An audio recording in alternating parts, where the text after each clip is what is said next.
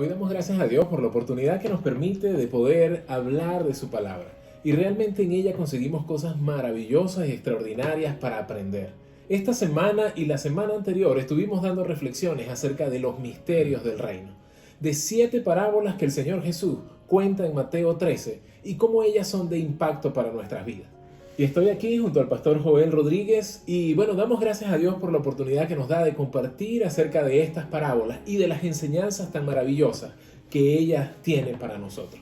Y lo primero que hoy queremos compartir es acerca de por qué parábolas. ¿Por qué el Señor Jesús usaba este método de enseñanza para hablar con todos los que estaban a su alrededor? Y bueno, no sé qué nos puedes decir acerca de eso. Bueno, un tema muy interesante, las parábolas, ¿verdad? Y se escuchaba o se escucha, ¿no? Que dice que las parábolas son ilustraciones terrenales de algo que es espiritual, de algo que se puede explicar, ¿verdad? De forma espiritual. Y bueno, el Señor las usó mucho, su uso fue muy frecuente en la enseñanza que el Señor tuvo a lo largo de su vida. Aunque eran unas ilustraciones tal vez un poquito más profundas, en las cuales tenía que pensar un poco más la persona, pero dejaban una enseñanza muy real, porque eran hechos de la vida cotidiana que ellos conocían.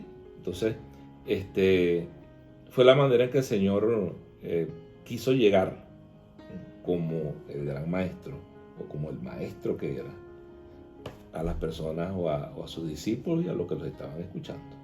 Sí, y ciertamente las parábolas son maravillosas formas de enseñanza del Señor Jesús para cada uno de nosotros.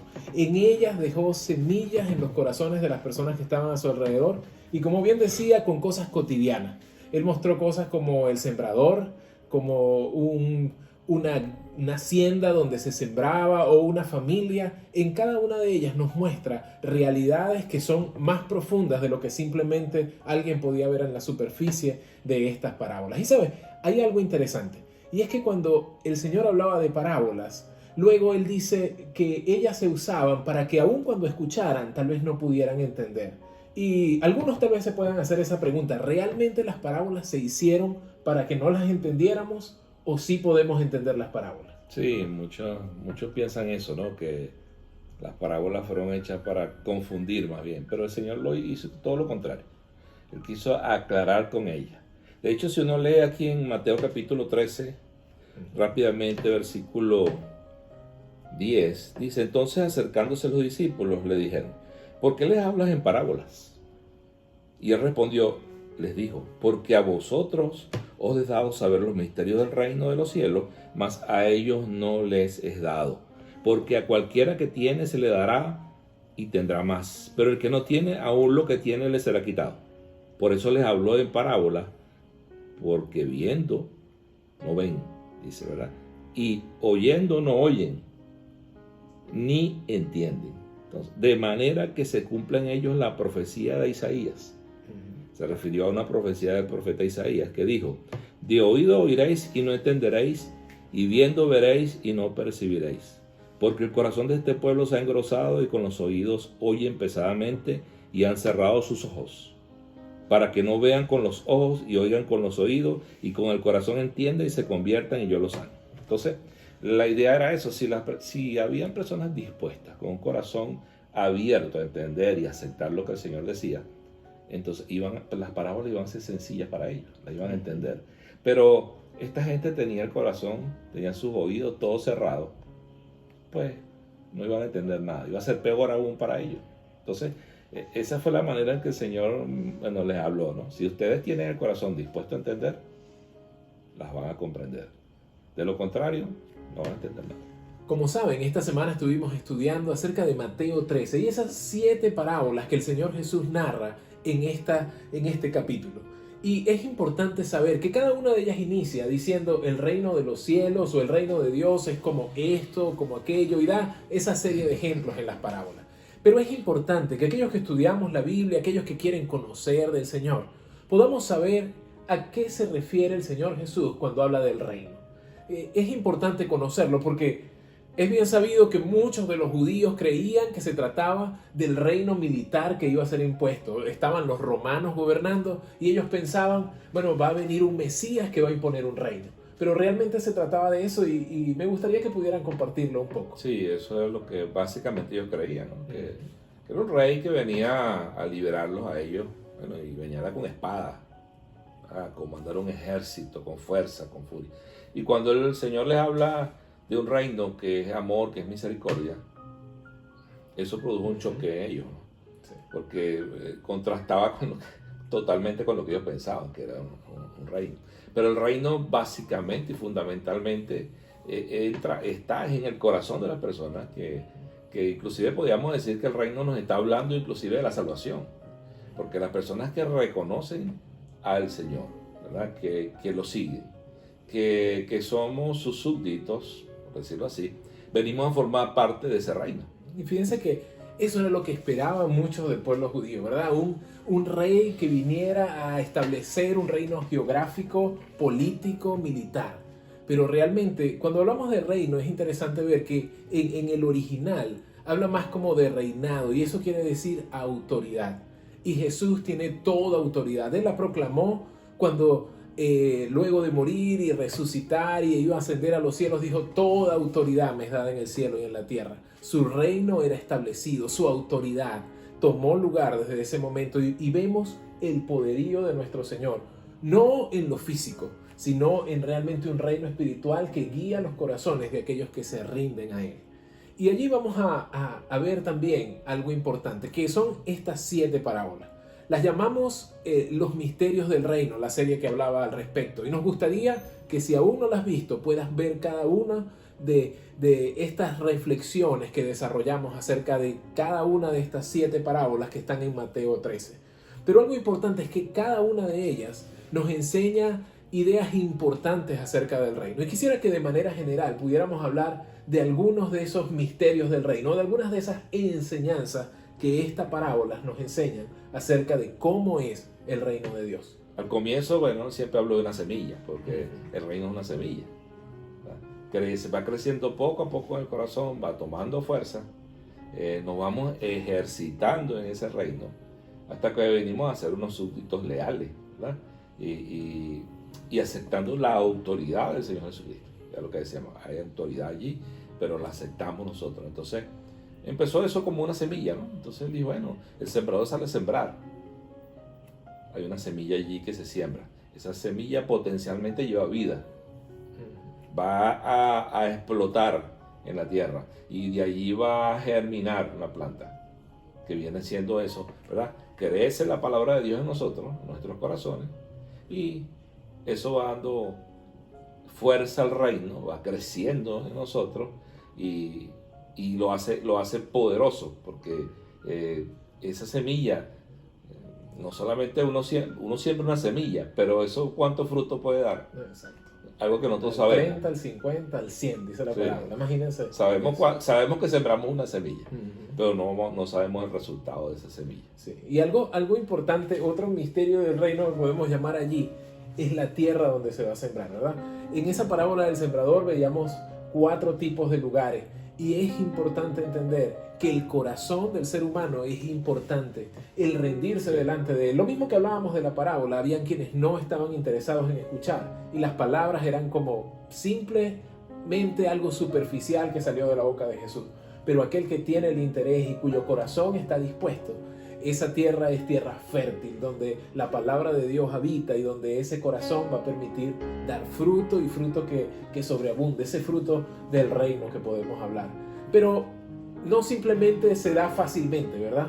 Sino que en la segunda parábola hablamos un poquito de que hay enemigos del reino, y también cizaña.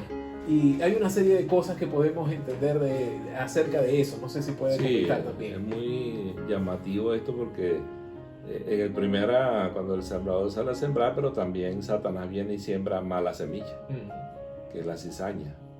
Entonces, ahí empieza el trabajo de Satanás. Se siembra la buena semilla, pero él también va a sembrar cizaña. Sí, va a sembrar algo que va a dar un fruto malo, que puede ahogar la buena semilla. Entonces, siempre debemos estar pendientes. Si el reino crece y nosotros somos súbditos de él, pero pueden venir cosas de afuera, externas, que pueden dañar ese crecimiento. Inclusive en la siguiente nos habla de que ellas son no solamente semillas, pero que él las muestra como una semilla, en el caso de la de mostaza, muy pequeña.